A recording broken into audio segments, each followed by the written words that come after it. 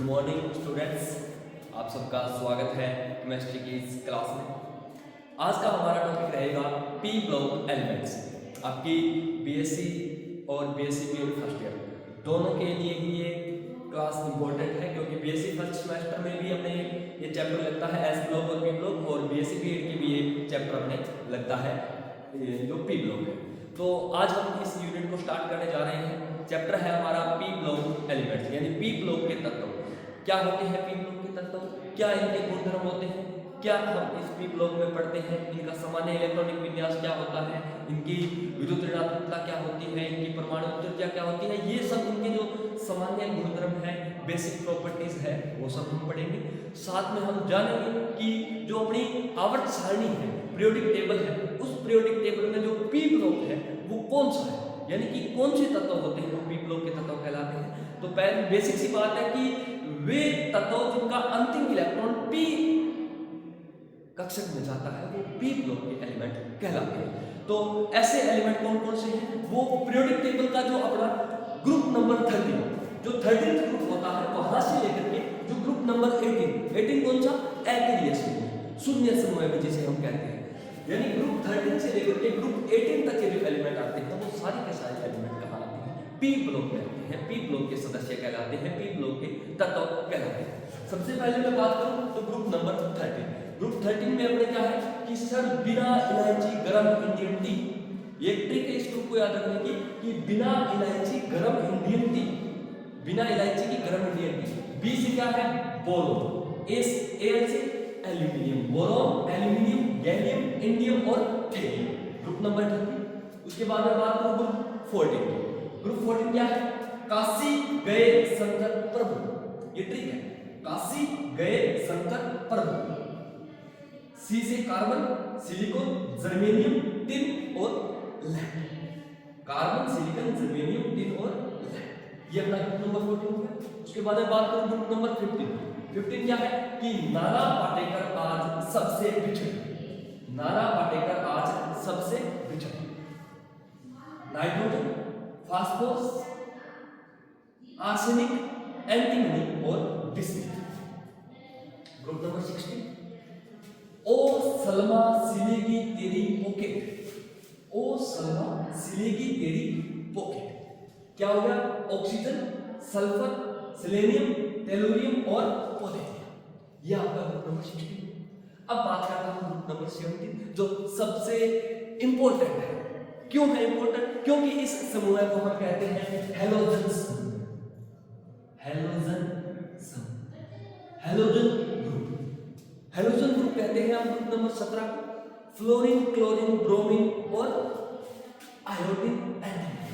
फिर कल बाहर आई आंटी, फिर कल बाहर आई aunty, fluorine, chlorine, bromine, iodine और एंटीमनी, हैलोजन समूह है। इनको हैलोजन क्यों कहते हैं, इनको हैलोजन इसलिए कहते हैं कि जब हम किसी भी एक व्यक्ति से मिल रहे हैं, कोई नए पर्सन से हम मिल रहे हैं, तो सबसे पहला हमारा इंटरेक्शन क्या रहता है कि हेलो, हमारा इंटरेक्शन रहता है हेलो। तो इसी प्रकार से ये जो एलिमेंट है, ये जो ग्रुप 17 के एलिमेंट है, इनका भी किसी भी एलिमेंट के पास जाते ही ये रहता है कि हेलो, यानी कि ये जो होते हैं ये बॉन्ड बनाने के लिए तत्पर रहते हैं, किसी से भी मिलने के लिए उतावले रहते हैं, इसलिए इनको क्या कहा जाता है, हैलोजन कहा जाता है, हैलोजन ग्रुप के एलिमेंट है।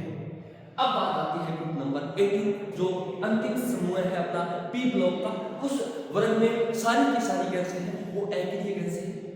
उनको एक्रिय गैसें क्यों कहते हैं, इसके पीछे रीजन ये है क्योंकि इनका जो अष्टक होता है वो पूर्ण होता है, इनके अंतिम कोश में 8 इलेक्ट्रॉन पाए जाते हैं, और जिस भी एलिमेंट का अष्टक पूरा होता है वो किसी दूसरे के साथ, अरे एक बात बताओ, आदमी या तो गरीब होगा तब किसी के पास कुछ लेने जाएगा, या आदमी अमीर होगा तब किसी गरीब को कुछ दान देगा, लेकिन वह आदमी जो स्टेबल है अपनी लाइफ में, ना तो किसी गरीब को देने के लिए उसके पास कुछ है और ना किसी अमीर के पास वो लेने के लिए जाना चाहता है, क्योंकि उसके पास पर्याप्त मात्रा में धनराशि है, तो वो क्या स्टेबल है अपनी लाइफ में।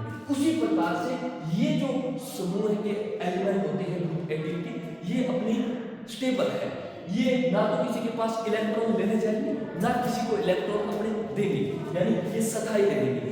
इसलिए इनको अक्रिय भी कहते हैं। अक्रिय क्यों? क्योंकि ये किसी को इलेक्ट्रॉन नहीं देंगे, और इलेक्ट्रॉन नहीं देंगे तो ये क्रिया नहीं करेंगे, किसी के साथ बॉन्ड नहीं बनाएंगे। अब आप ये मत बोल देना कि सर हमने तो सुना है कि XeF4 ऐसा कुछ बनता है, हमने तो ये सुना है कि XeF4 बनता है।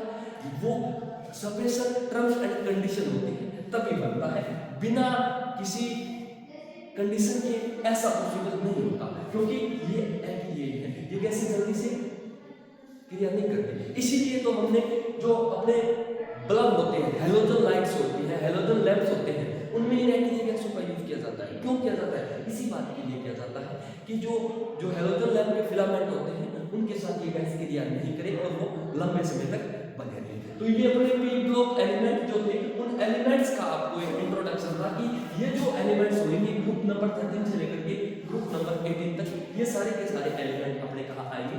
ये अपने पी ब्लॉक में आएंगे। ये अपना क्या है? पी ब्लॉक है, ठीक है।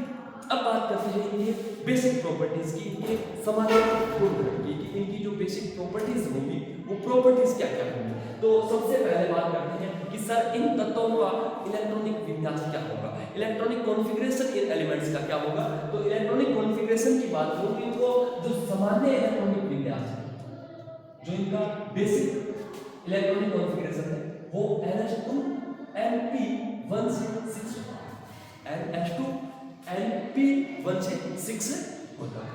अब उसके बाद में बात करता हूं मैं इसकी एटॉमिक त्रिज्या, इसकी परमाणु त्रिज्या या इसकी आयनिक त्रिज्या या इसकी सहसंयोजक त्रिज्या वो किस प्रकार से परिवर्तित होती है।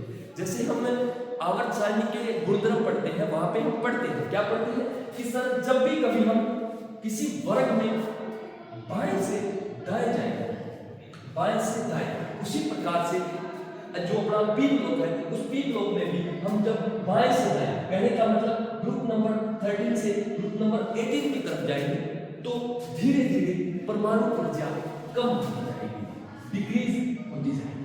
क्या होती जाएगी? कम होती जाएगी, ठीक है जी।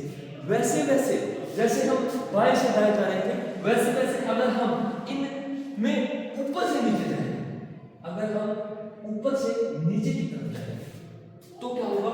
ऊपर से नीचे जाएंगे तो हमारी जो परमाणु त्रिज्या है वो ज्यादा हो जाएगी या बढ़ती जाएगी। ऊपर से नीचे जाएंगे यानी कि हम बोरोन की तुलना में अगर हम एल्यूमिनियम, गैलियम या इंडियम की अगर हम एटॉमिक त्रिज्या की बात करूं, एटॉमिक रेडियस की अगर मैं बात करूं तो वो ज्यादा होगी। अगर बोरोन की तुलना में अगर मैं कार्बन की एटॉमिक रेडियस की बात करूं तो वो कम होगी। यानी कि जो बोरोन है उस बोरोन की एटॉमिक रेडियस समथिंग 0.8 होती है, समथिंग 0.83 होती है। लेकिन अगर मैं वही हीलियम की अगर बात करूं तो वो 0.72 होती है। यानी कि बाएं से दाएं जाने पर इसकी जो एटॉमिक रेडियस है वो डिक्रीज हो रही है। लेकिन वहीं अगर हम बात करें ऊपर से नीचे जाने का तो इसकी एटॉमिक रेडियस जो होती है वो कंटिन्यूअसली इंक्रीज होती जाती है। अब हम बात करते हैं आयनन विभव की, आयनाइजेशन पोटेंशियल। पहली बात तो ये कि सर आयनन विभव होता क्या है। हाँ, ऊपर भी हमने पढ़ा कि सर आपने परमाणु त्रिज्या बताया। परमाणु त्रिज्या क्या होती है? परमाणु त्रिज्या होती है कि कोई भी अपना एक एटम है, उस एटम के न्यूक्लियस से लेकर के उसके जो आउटर मोस्ट सेल है, यानी कि नाभिक से लेकर के बाह्यतम कक्षा तक के बीच की जो दूरी है। मान लीजिए कि अपना कोई, मैं कार्बन का एटम ले लेता हूं, कार्बन है, कार्बन जिसके पास टोटल 6 इलेक्ट्रॉन होते हैं, जिसका परमाणु क्रमांक भी क्या होता है? 6 होता है। ये इसका कार्बन का न्यूक्लियस है, इसकी पहली सेल है और ये इसकी दूसरी सेल है। इस न्यूक्लियस से लेकर के इस कार्बन की जो आउटर मोस्ट ये बाह्यतम सेल है, यहां तक की ये जो दूरी है, इस दूरी को हम क्या कहते हैं? परमाणु त्रिज्या कहते हैं। इसकी परमाणु त्रिज्या या एटॉमिक रेडियस। अब बात आती है अपने आयनाइजेशन पोटेंशियल, आयनन विभव की, कि आयनन विभव क्या है। तो आयनन विभव की अगर मैं बात करूं तो किसी भी एक उदासीन परमाणु में से एक इलेक्ट्रॉन निकालने के लिए आवश्यक न्यूनतम ऊर्जा जो होती है उसको हम कहते हैं आयनन विभव। किसी परमाणु में से एक इलेक्ट्रॉन निकालने के लिए आवश्यक ऊर्जा कहलाता है आयनन विभव। आयनन विभव कई प्रकार के हो सकते हैं। कैसे? प्रथम आयनन विभव, द्वितीय आयनन विभव, तृतीय आयनन विभव। सर ऐसे कैसे? ऐसे कि कोई भी परमाणु है, अपन अभी कार्बन का एग्जांपल चल रहा है। कार्बन के पास टोटल 6 इलेक्ट्रॉन होते हैं, पहली सेल में 2 इलेक्ट्रॉन और दूसरी सेल में टोटल 4 इलेक्ट्रॉन। अगर इस कार्बन परमाणु में से पहला इलेक्ट्रॉन ये 1 इलेक्ट्रॉन निकालना चाहे, ये 1 इलेक्ट्रॉन निकालने के लिए जितनी ऊर्जा की आवश्यकता होगी वो इसका कहलाएगा क्या? प्रथम आयनन विभव। प्रथम आयनन विभव। 1 इलेक्ट्रॉन निकालने के बाद कार्बन पे बचे सिर्फ 5 इलेक्ट्रॉन। अब इस 5 में से एक और निकालना है। अब ये 5 में से एक और निकालने के लिए जो आयन ऊर्जा चाहिएगी वो चाहिएगी, उसको कहेंगे हम द्वितीय आयनन विभव। तो सर इसमें क्या फर्क है? फिर ऊर्जा ही तो चाहिए, उसको एक कोई आयनन विभव सारे सेम ही रहेंगे? नहीं, ऐसा नहीं हो सकता। क्यों नहीं हो सकता? इसके पीछे कारण रहता है। कार्बन पे 6 इलेक्ट्रॉन थे, बाहरी कक्षा में टोटल 4 इलेक्ट्रॉन है। अब इन 4 इलेक्ट्रॉन के ऊपर नाभिक के द्वारा एक आकर्षण बल, अट्रैक्शन फोर्स लगाया जा रहा है। जैसे ही हम पहला इलेक्ट्रॉन निकालेंगे तो हम कुछ ऊर्जा देंगे, वो ऊर्जा उतनी होगी कि जितनी ये नाभिक और इस इलेक्ट्रॉन के बीच में जो फोर्स लग रहा है उससे कुछ ज्यादा हो और ये इलेक्ट्रॉन निकल जाएगा। जैसे ये इलेक्ट्रॉन निकला, इस न्यूक्लियस की जो एनर्जी थी वो अब 6 इलेक्ट्रॉन पे ना जाकर के कितने इलेक्ट्रॉन पे लगेगी? वो लगेगी सर 5 इलेक्ट्रॉन। बिल्कुल 5 पे लगेगी। हाँ जी सर लगेगी। अरे जब ये 5 इलेक्ट्रॉन पे लगेगी, जो 6 पे लग रही थी वो 5 पे लगेगी, तो यानी एनर्जी ज्यादा है। और अगर एनर्जी ज्यादा है इसका मतलब ये है कि अब जो आयनन विभव होगा वो आयनन विभव का मान भी क्या होगा? ज्यादा होगा। यानी प्रथम आयनन विभव के कंपैरिजन में सेकंड आयनन विभव का मान ज्यादा होता है और सेकंड आयनन विभव के कंपैरिजन में थर्ड आयनन विभव का मान भी क्या होता है? ज्यादा होता है। तो अभी हम आयनन विभव की बात कर रहे थे, अब हम आयनन विभव के बारे में बात करते हैं कि जो इलेक्ट्रॉन बंद होता है, और साथ में हम ये भी देखते हैं कि जो आयनन विभव है वो उसका ग्रुप जो अपना ये एलिमेंट जो होते हैं 13 से लेकर के 18 तक, अगर इसमें लेफ्ट से राइट जाएंगे तो क्या इम्पैक्ट पड़ेगा? तो अभी हमने जब एटॉमिक रेडियस के बारे में पढ़ा था तो उस समय हमने एक चीज देखी थी कि सर जैसे ही आप ग्रुप में बाएं से दाएं तरफ जा रहे थे वैसे वैसे एटॉमिक रेडियस कम हो रहे थे। और एटॉमिक रेडियस कम होने का मतलब ये था कि सर उसका जो एटॉमिक साइज था वो एटॉमिक साइज भी कम हो रहा था। अरे ये कार्बन वाला एग्जांपल है ना, इसी एग्जांपल को देखिए कि सर जैसे ही कार्बन, अब इस कार्बन का एटॉमिक रेडियस है कुछ ना कुछ, और इस कार्बन के बाद में आता है नाइट्रोजन, उसका आकार जो है वो इससे कुछ कम है, उसका आकार उससे कुछ कम है। अगर उसका आकार कम होगा तो इसकी एटॉमिक रेडियस कम थी और आकार भी कम। अगर आकार कम होगा तो जो इलेक्ट्रॉन थे वो इलेक्ट्रॉन पास आएंगे न्यूक्लियस के, यानी कि कहने का मतलब है एक तो इलेक्ट्रॉन यहाँ है और एक इलेक्ट्रॉन यहाँ है। अब इस न्यूक्लियस और इस इलेक्ट्रॉन के बीच की जो डिस्टेंस है वो किसकी कम है? कि सर इस इलेक्ट्रॉन की कम है। अगर इलेक्ट्रॉन और न्यूक्लियस की डिस्टेंस कम है इसका मतलब है इनके बीच में लगने वाला अट्रैक्शन फोर्स जो होगा वो ज्यादा होगा, और अगर अट्रैक्शन फोर्स ज्यादा होगा इसका मतलब है कि यहाँ पर आयनन विभव का मान भी ज्यादा होगा, यानी कि लेफ्ट से राइट जाने पर आयनन विभव का मान बढ़ता है। लेफ्ट से राइट जाने पर आयनन विभव का मान बढ़ता है, और उसी प्रकार जैसे ऊपर से नीचे की तरफ जाएंगे तो आयनन विभव का मान क्या होगा? ऊपर से नीचे की ओर जाएंगे तो आयनन विभव का मान अपना क्या होगा? घट जाएगा। आयनन विभव का मान कम हो जाएगा। अब उसके बाद में बात आती है इलेक्ट्रॉन बंधुता। इलेक्ट्रॉन बंधुता क्या होता है? तो इलेक्ट्रॉन बंधुता क्या है कि किसी भी एक उदासीन परमाणु में एक इलेक्ट्रॉन ऐड करने के लिए कितनी एनर्जी चाहिए, कितनी ऊर्जा चाहिए, उसको हम कहते हैं इलेक्ट्रॉन बंधुता। कोई भी एक उदासीन परमाणु है, उस उदासीन परमाणु में एक इलेक्ट्रॉन ऐड करने के लिए जो एनर्जी की आवश्यकता होती है उसको हम कहते हैं इलेक्ट्रॉन बंधुता। अब बात करते हैं अपने, हाँ एक चीज और यहाँ पर मैं एक आपको अपवाद बता देता हूँ। आयनन विभव जो है अपना आयनाइजेशन पोटेंशियल, यहाँ पे एक अपवाद रहता है। वो अपवाद क्या रहता है? अपवाद रहता है ग्रुप नंबर 15। ये जो ग्रुप नंबर 15 है ये अपवाद की जगह है। ये पूरी ग्रुप 15 जो है वो अपवाद की जगह है। क्यों है ऐसा? इसलिए है कि इस ग्रुप 15 का जो सामान्य इलेक्ट्रॉनिक विन्यास होता है ना वो कुछ इस प्रकार से होता है कि np3, यानी कि इसके p कक्षक में 3 इलेक्ट्रॉन होते हैं, और हमें पता पता है कि जो पी कक्षक है उसमें अधिकतम कितने इलेक्ट्रॉन आते हैं? जी सर 6 आते हैं, क्योंकि px, py और pz तीनों में 2-2 टोटल 6।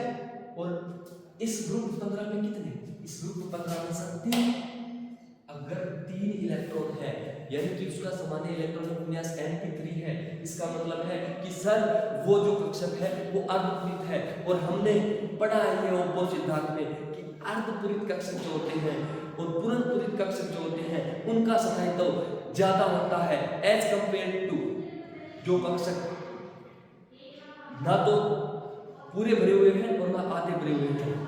इस प्रकार इस ग्रुप के जो विभव के मान होंगे वो बाकी ग्रुप के कंपैरिजन में ज्यादा होंगे। ये अपना एक अपवाद रहेगा आयनिक विभव के। ये इंपॉर्टेंट है, ध्यान रखने वाला है, बार बार पूछा भी जाता है कि कौन सा वर्ग है जिसका विभव का कौन सा वर्ग है जिसके आयनिक विभव के मान सामान्य से कुछ अधिक होते हैं, तो वो ग्रुप नंबर 15 है। और इसके पीछे कारण ये है कि सर इसका जो सामान्य इलेक्ट्रॉनिक विन्यास रहता है ना वो np3 रहता है। और np3 रहने की वजह से क्या है कि अर्धपूरित कक्षक हो जाता है, और अर्धपूरित होने के कारण उसका जो आयनाइजेशन पोटेंशियल है वो सामान्य से कुछ ज्यादा होता है। अब बात करते हैं अपने इलेक्ट्रोनेगेटिविटी की, विद्युत ऋणात्मकता की, कि क्या होता है इलेक्ट्रोनेगेटिविटी, विद्युत ऋणात्मकता। तो विद्युत ऋणात्मकता की बात करूं तो आपने पढ़ा होगा, पहली यूनिट है अपनी सहसंयोजन बल। एक यूनिट लगती है अपने सहसंयोजक बल या कोवलेंट बॉन्ड। यूनिट को छोड़ो, आपको तो सिर्फ ध्यान रखना है सहसंयोजक बल क्या होता क्या है, कोवलेंट। तो कोवलेंट बॉन्ड की अगर बात करें परिभाषा की कि सर जब लगभग 2 समान विद्युत ऋणी परमाणु के मध्य इलेक्ट्रॉन के साझे से कोई बंध पड़े, कि सर जब लगभग 2 समान विद्युत ऋणी परमाणु यानी हाइड्रोजन और एक ये हाइड्रोजन, दोनों की विद्युत ऋणात्मकता बिल्कुल समान होगी क्योंकि है ही हाइड्रोजन। अब इन दोनों के मध्य अगर इलेक्ट्रॉन का साझा हो जाए और साझे से अगर बंध बढ़ जाए तो इस बंध को हम कहते हैं सहसंयोजक बल। और इस सहसंयोजक बल के ये जो इलेक्ट्रॉन है इन इलेक्ट्रॉनों को अपनी ओर आकर्षित करने की जो क्षमता होती है उस क्षमता को हम क्या कहते हैं, उस क्षमता को हम कहते हैं इलेक्ट्रोनेगेटिविटी या विद्युत ऋणात्मकता। तो ये अपनी विद्युत ऋणात्मकता होती है। इस विद्युत ऋणात्मकता की अगर पी ब्लॉक से कंपेरिजन की अगर बात करें तो पी ब्लॉक में हमें पता है कि जैसे जैसे हम बाएं से दाएं जाते हैं तो विद्युत ऋणात्मकता का मान बढ़ता जाता है और ऊपर से नीचे आते हैं तो विद्युत ऋणात्मकता का मान घटता है। पी ब्लॉक पी ब्लॉक का सामान्य आपको एक इंट्रोडक्शन दिया है, सामान्य व्यवहार बताया है पी ब्लॉक का, कौन कौन से एलिमेंट्स इस पी ब्लॉक में आते हैं, कौन कौन से उनके सामान्य गुणधर्म हैं, इन सब के बारे में हमने आज पढ़ा। अब हम नेक्स्ट क्लास में कवर करेंगे कि जो पी ब्लॉक के तत्व होते हैं उनकी ऑक्सीकरण अवस्थाएं किस प्रकार की होती है, उनमें जो एक श्रृंखलन का गुण पाया जाता है वो क्या होता है, उसके अलावा जो उनकी स्ट्रक्चर होती है जैसे कि हीरे की स्ट्रक्चर है, जो कार्बन है उसका एक अपर रूप होता है हीरा, बोरोन की स्ट्रक्चर है, उसके बाद में जो फुलरीन की स्ट्रक्चर है, ग्रेफाइट की जो स्ट्रक्चर है, वो अलग अलग स्ट्रक्चर्स के बारे में अपने कल अध्ययन करेंगे नेक्स्ट क्लास में। तब तक के लिए आप सबका धन्यवाद।